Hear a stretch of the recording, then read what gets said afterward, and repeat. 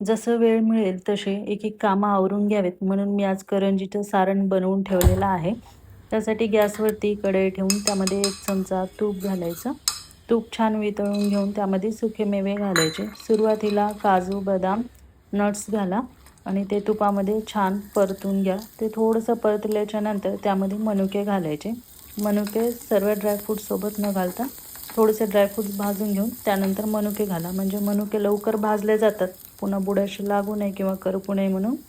आता छान लालसर असं हे ड्रायफ्रूट्स भाजून घेतले. ते बाजूला काढून फक्त अर्धा चमचा तूप घातले आणि त्यामध्ये अर्धी वाटी बारीक रवा घालायचा आहे.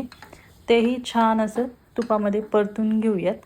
एकदम छान रवाळ असं परतून झालं की त्यामध्ये खिसून घेतलेला खोबऱ्याचा खीस घालायचा. मी खोबरं घरीच खिसून घेतलं होतं ते घातले. तुम्ही बाहेर विकत मिळतं डेसिकेटेड कोकोनट ते खीससुद्धा तुम्ही इथे वापरू शकता. अशा प्रकारे बनवलेलं सारण एखादी महिना तर आरामाने टिकतं. एअरटाईट कंटेनरमध्ये ठेवू शकता. तुम्हाला जेव्हा हवं तेव्हा तुम्ही करंज्या बनवून घेऊ शकता. आता यामध्ये तळून घेतलेले ड्रायफ्रूट्स पूर्ण आपण घालूयात आणि परत एक वेळा पूर्ण जिन्नस छान असं मिसळून घेऊयात. गॅसचा फ्लेम एकदम बारीक ठेवा आणि हे पूर्ण साहित्य छान असं मिसळून घ्या. एकत्रित छान मिसळून झाले की आता आपण गॅस बंद करून टाकूयात आणि एका दुसऱ्या भांड्यामध्ये काढून गार करायला ठेवून घ्यायचं आहे. एकदम छान असं भाजलं गेलेलं आहे.